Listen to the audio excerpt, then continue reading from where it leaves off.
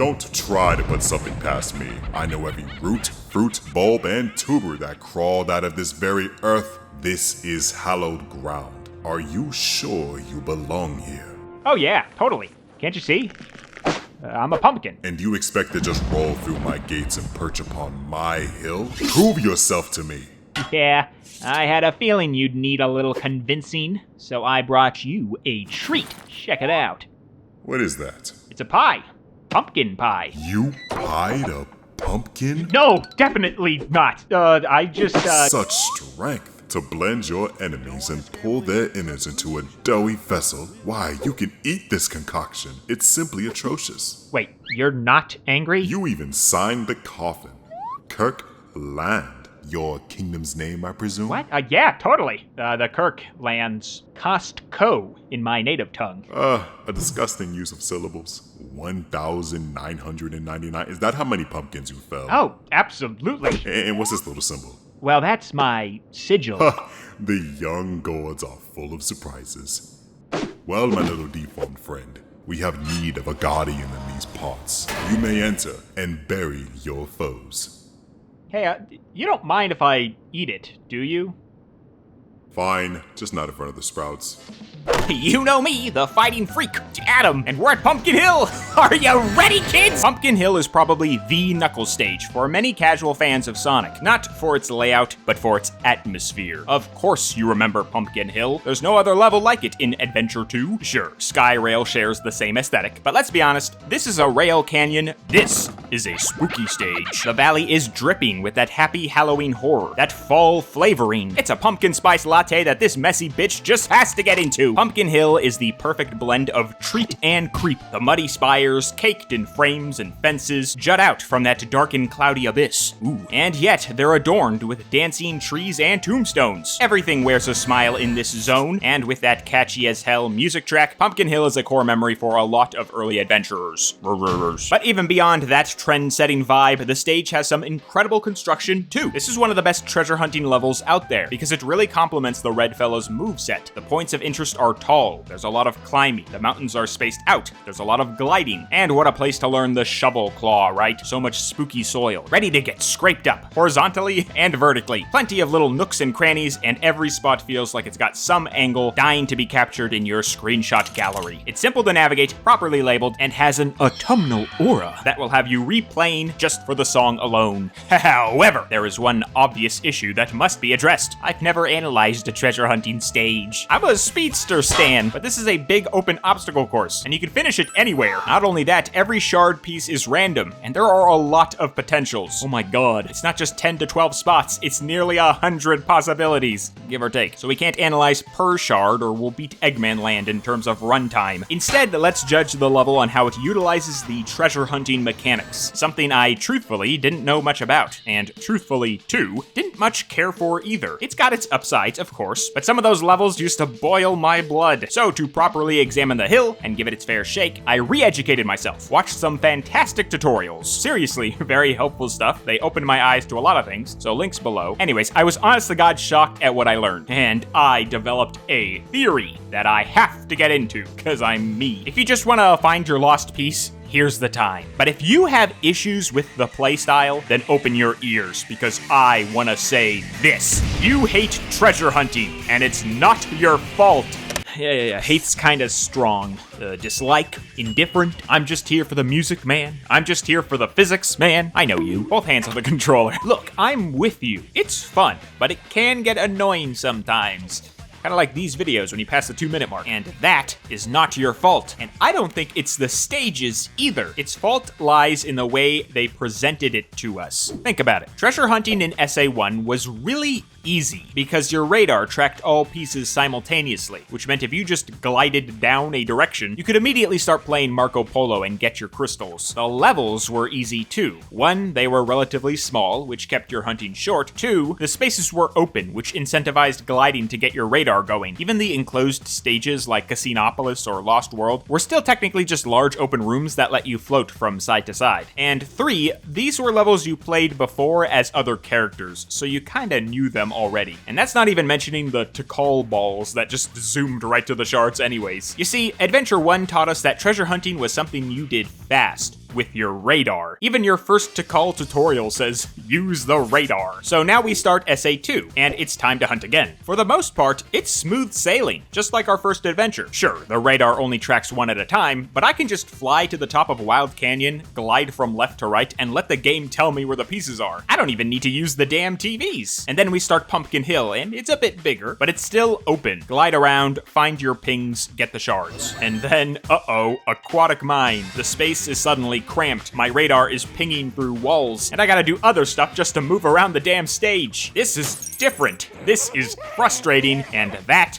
is not your fault. Because treasure hunting up to this point has been presented as a fast, open activity. That's what it taught us to enjoy. That's what gave us our good ranks. And now SA2 is handling this as a slow, methodical hunt, where you search through the setting, take note of your surroundings, and use your brain, not your radar, which is a bit insincere when they grade you on time. Now, there's a couple of other issues that go beyond the levels. Auto climbing can get awkward when they stuff us into tight spaces. SA2's camera does not like to be in there either. And why did you make the camera fall into every rotation if you want us to look around? Oh boy. But for the most part, I was frustrated because I thought playing well meant playing fast. Can you blame me? It's a Sonic game. Well, turns out you can grab hints, take your time, and still A-rank these scavenger hunts. And you might even learn to like them that way too. So, let's understand how to properly treasure hunt together and take it from the top. Treasure Hunting 101, taught by the guy who didn't read the textbook. All right, you know the drill. This is not financial advice. I'm probably wrong, yada, yada, yada. Okay, first off, don't look at this. This doesn't exist. It's not real. Instead, we're looking at the level. Each hunting stage has around 3 to 4 sections within the map. Wild Canyon has the bottom, left, and right. Death Chamber has 3 different rooms connected to your starting chamber. Each of your shards is typically going to be separated into these spaces. You know, 1, 2, 3. They even have in-universe names too, if you talk to the Omochao putzing around that section. All right, now use the monitors. They might seem like they just spit out 3 random facts, but there is a structure to these hints. Your first hint will be a cryptic message, pretty vague, maybe mentioning an item or enemy nearby. The second hint names the location it's in. This is pretty crucial, because now you know what map section you should be looking through. The third hint tells you where the shard is as plainly as possible. This will be pretty exact and pretty apparent. If you forget a hint, you can see it on the pause menu. Cycle through all 3 using the triggers, or hold the triggers to stop the auto cycle. But Adam, using hints lowers your score. That's true, but this is not SA1. You've never been to Death Chamber before, so you're gonna need the hints to navigate these areas. And you can still A-rank even using all your hints, because these levels are big with many little areas. Explore a bit, find some enemies to kill, collect some rings. They put them there for a reason, to offset your hint penalties. Once you master the vague, location, exact tiering of the hints, you'll be able to use that radar much more effectively. Hints first, radar second. Now that you understand the treasure hunting flow, and you've toured the stage, you can test yourself with the timer, and go gunning for those A-ranks. And that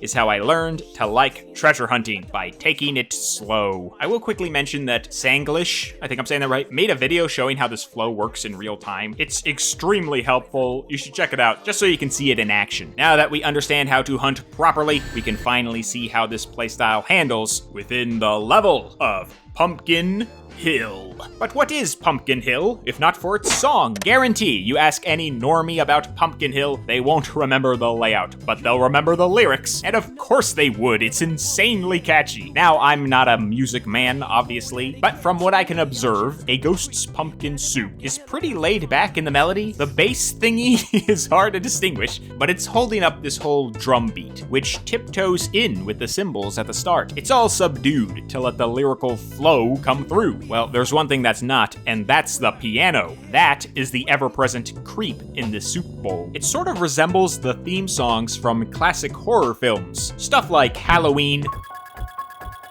Exorcist, or even Candyman. Maybe that was a point of inspiration, but I'm not sure. The echo applied to it, however, makes sure it never gets away from you. You hear those damn keys the whole way through. The track also does a good job at personifying a lot of its effects. The record scratch is like a ghost scaring you and fading away, as the lyrics suggest. And that whistle in the chorus that keeps changing pitch can resemble the wind shooting through the canyon. A whistle that is very similar to my favorite classic stage, Mystic Cave Zone. Tell me that's not the same thing. Don't tell me, I might be wrong. Now, this is the first music track we've analyzed with lyrics, but the challenge won't be too daunting. as the actual words here are pretty direct. But this was more on accident than on purpose, as the songwriter had only one day to come up with the lyrics. You can hear this pretty clearly in the main chorus. I gotta find my lost piece. I know that it's here. I sense it in my feet. The great emerald's power allows me to feel through the radar. To be fair, a lot of Knuckles songs fall into this trap, Death Chamber being a big one, but this was probably a forced directive rather than something the artist was hoping to achieve, you know? However, the lyrics also focus on the vibe and atmosphere of Pumpkin Hill. Ghosts, valleys, pumpkins, alleys. We're building a world here. It's not just I fly and climb to go deeper. Another wonderful addition we get on all Knuckles tracks is that they are voiced from his perspective. We hear how even as a strong warrior, his nerves are creeping up on him, but he's gotta hold his head up high. He's got a job to do. God damn it. A Ghost's Pumpkin Soup is the rare Sonic song that overshadows the level. Something so catchy that when you hear the words Pumpkin Hill, you think of the song first and the stage second. Kinda like what we just did with this video. But that means it is stage time, and we're gonna take things a little differently for our analysis. Since this is not a speedy runway, we're gonna examine this level on how it embraces those slower, searchier treasure hunting mechanics. You know, how does the layout enrich the hunt? How does the physical geometry assist the navigation? And in a broad view, how do the shard spots feel in our location? And we'll have to constrain ourselves too. We have 3 to 4 clearly labeled sections, so instead of cutting those up into tiny pieces, we'll just see how they function in and of themselves. Almost like they're their own mini treasure hunting levels, if you will. And with that,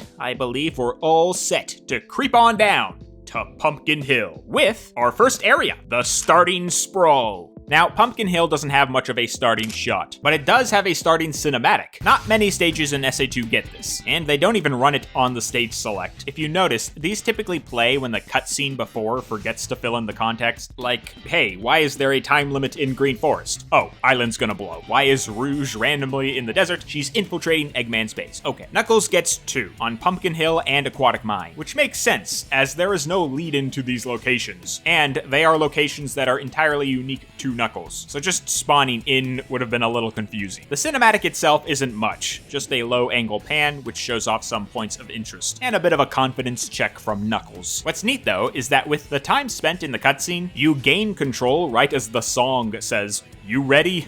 Emerald."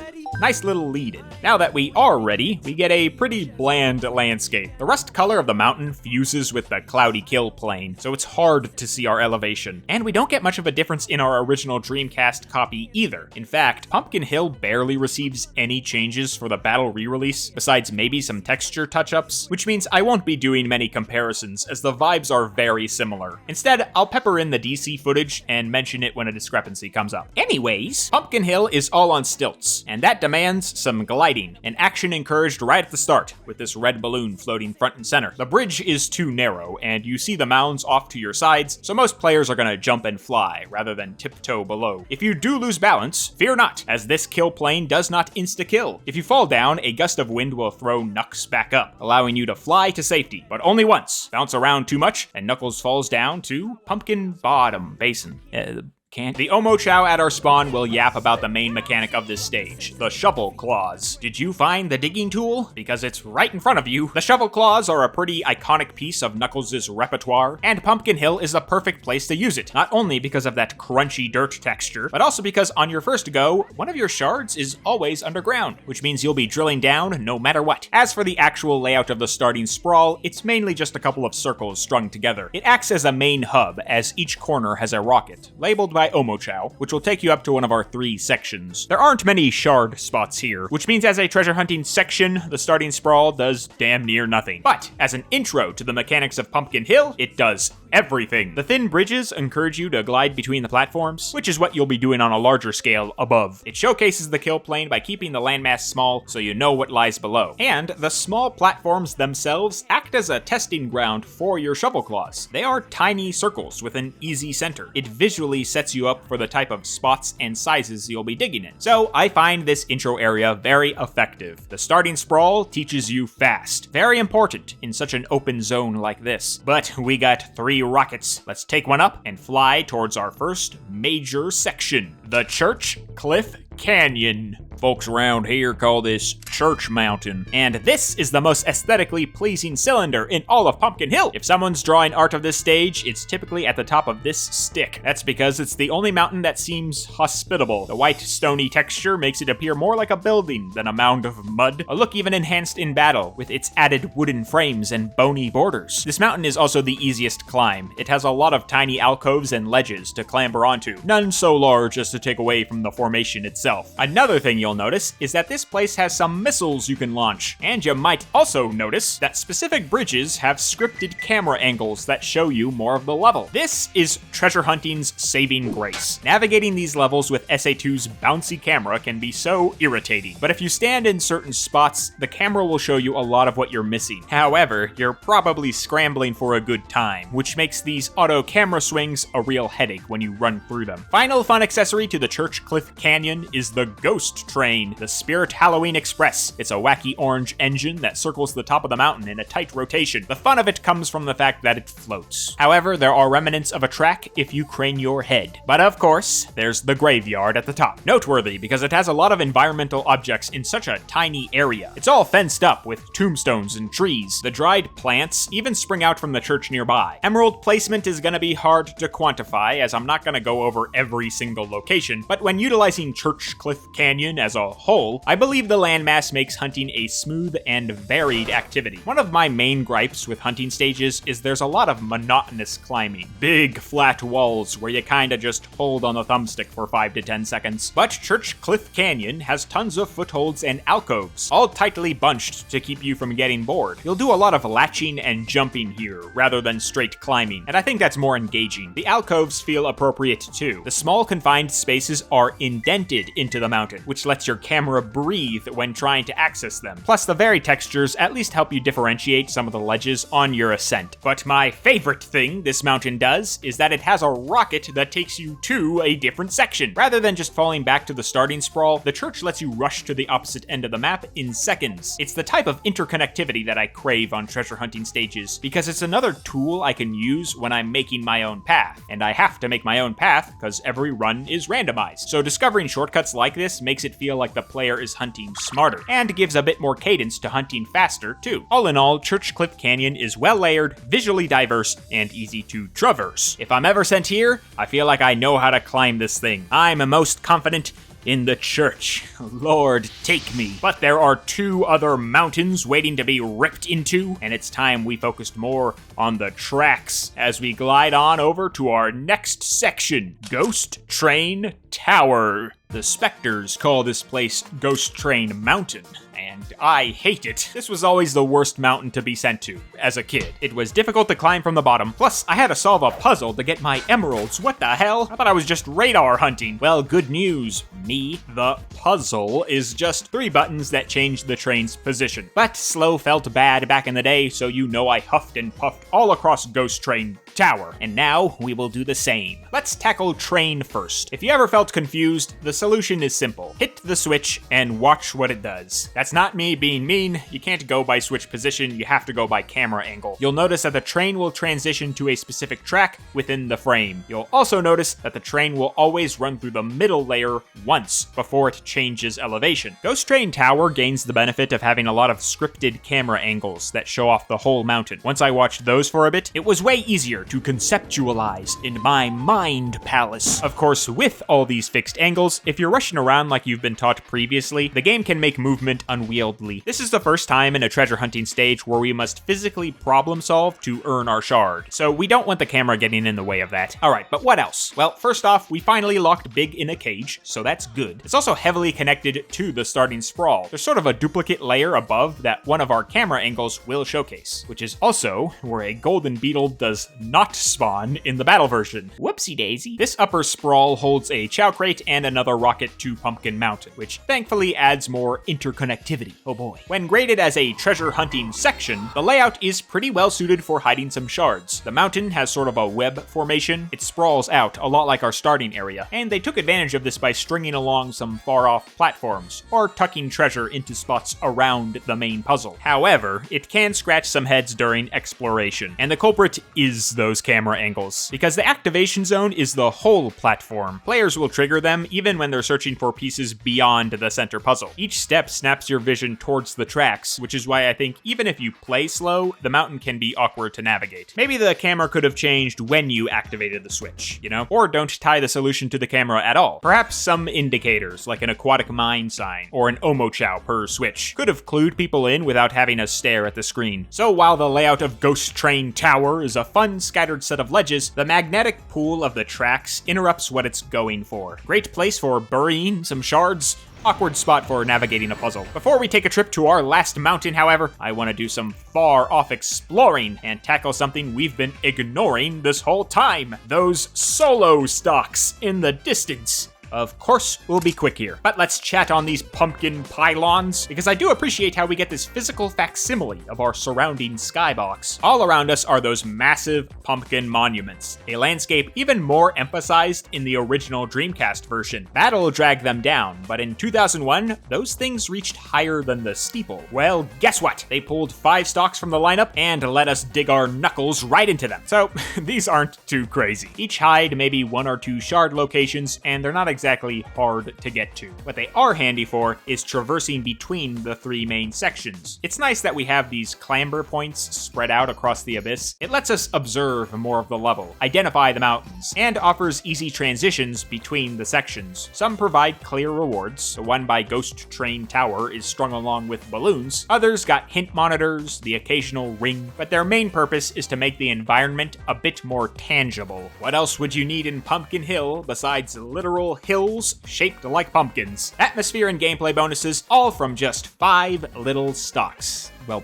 big stocks. Solo stocks. Alright, whatever. Fun little tangent aside, let's finally tackle the final mountain of this creepy canyon and visit Pumpkin Peak. Omochow calls this one Pumpkin Mountain, but I think he needs to visit a dictionary, like I do when I want to pretend I know what facsimile means. Welcome to the biggest section, largest, tallest, thickest, and ugliest. It's pretty at the top, but from afar it looks like a pile of mud. Thankfully, it's got some spooky decorations the closer we get. Mainly its namesake. Pumpkins surround our entrance rocket, and they even greet us on that fun little broken platform. See, it feels like the big boy mountain, with harsher traps and many rockets to access it. While there aren't as many footholds as Church Cliff Canyon, the ones that are here are pretty wide. The ghost train on this one almost has its own station, and it doesn't even spin around the peak. It makes its own circle on the side. Nothing takes away from the immense size of the mountain. Its main feature is the foundation itself. Normally, this would fall into my thumbstick up dilemma of massive walls, but there is one saving grace here. See, Pumpkin Mountain is shaped like a big ice cream cone. Since it keeps expanding, the ascent has some progression to it, and since the camera shows only wall, you can never tell if you're at the top. It's the only mountain that actually makes me feel like I'm tangibly climbing a landmass. So despite my big wall gripes, Pumpkin Mountain's geometry makes Knuckles' navigation feel appropriate. I don't mind climbing if you make me believe I'm succeeding over something. And our reward at the top is a pumpkin patch, filled with scarecrows, huts, chimneys, and pumpkins. The top is even tiered with its own little steps, so there is a cheeky sense of accomplishment when you eventually mount to the top. I'd be remiss to say that there is a mystic melody point atop the peak. This spawns some platforms and lets you take on those floating dirt globs in the sky. But you don't have to use the melody. That rocket from the top of Church Mountain will launch you so high that you can glide there without the instrument. An extra life, which means you can jump off and die for free. One more ghost to the mountain. Oh, no. As for the emerald positioning, the spots won't surprise you, and there's quite a few at the tippy top. With the spaced out nature of the mountain, the locations feel more balanced. You can't just tour a ledge or two at Pumpkin Peak. You gotta clamber up a lot of this mountain to do your searching. And I like that when viewing it as the boss of the valley. In the grand scheme of Pumpkin Hill, I enjoy how it complements the other sections. This is definitely presented as the toughest, steepest mountain in the level, the king of the dirt. It's so large that it stretches past every solo stock in the abyss. Plus, it looms over the valley with a sense of power. And yet, the top has this picturesque little pumpkin patch with a cute embroidery. Like, really look at this thing. These guys aren't angry, they're happy. It's like they know that this is the winner's circle, the first place stage. You are the king of the dirt, my dear friend. Pumpkin Mountain may be scary, but scaling it is satisfying. Bask in the vibes, champion, as the sprawl, the spears, and the cylinders are all conquered. We can snatch our last shard and snuff out the lights in Pumpkin Hill.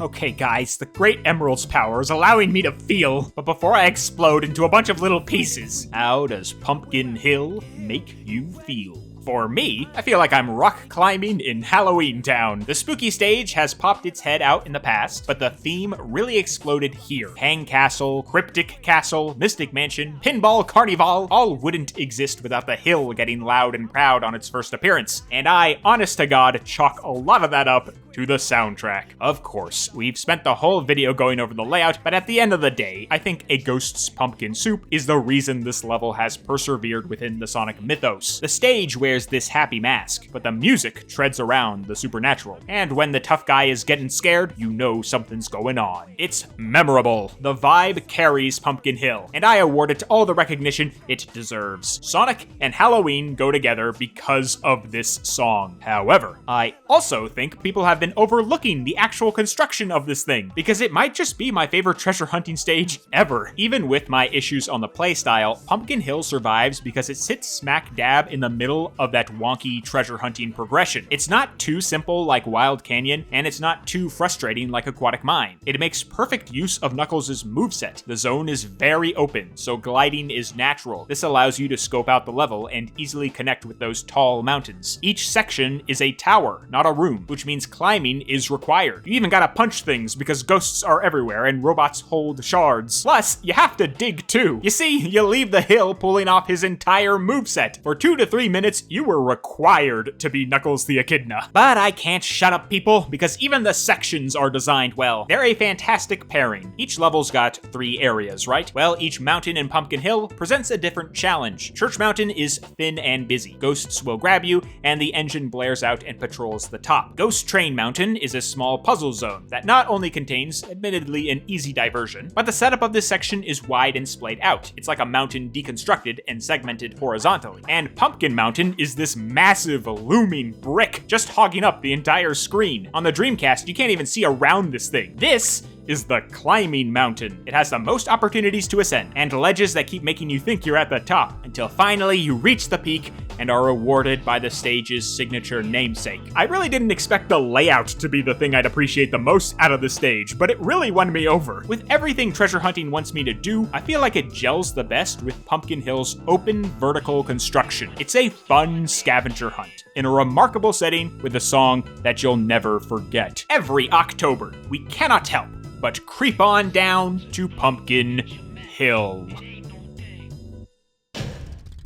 But don't get scared, because we're still gonna keep it going in the outro. Happy Hallow-Week, friendos. What do you think of Pumpkin Hill? What do you think of the song? I'm sure you think of the song. I know we can go on and on about the atmosphere, but are there any things that stuck out to you in the actual layout? And also, treasure hunting fans, sound off. I'd love to hear what brings you to these stages. Haters, too. I'm down to hear all. Anyways, was very happy to get this done in time for Halloween. Hope you guys enjoy a festive, freaky week. And that goes to anyone watching this in future years. Hope you're doing well. It's a holiday episode. They get replays, right? Whatever. Anywho, about that next level. I'm glad I took that break, and I attempted this vid. I think I just needed to try something new, but now I'm ready to get back to something we all know and love. A comparison in Sonic Generations. This one is gonna be big, so give me a bit of time. There's just so many parts to it, and so many people, which is all I'll say there. Hey, also, thank you so much for the incredibly kind responses to my 1-year anniversary post. I wasn't expecting to get so emotional, but you guys brought it out of me. I'm happy that we've had such a fun time with the channel together, and I am thrilled for the future. There's still so much Sonic I have not seen. Wii games, handhelds, Olympic adventures, everything you always wanted, I'm sure. So if you haven't subscribed already, stick around. 2025 was a big year for Ajax, and I feel like 2026 will be even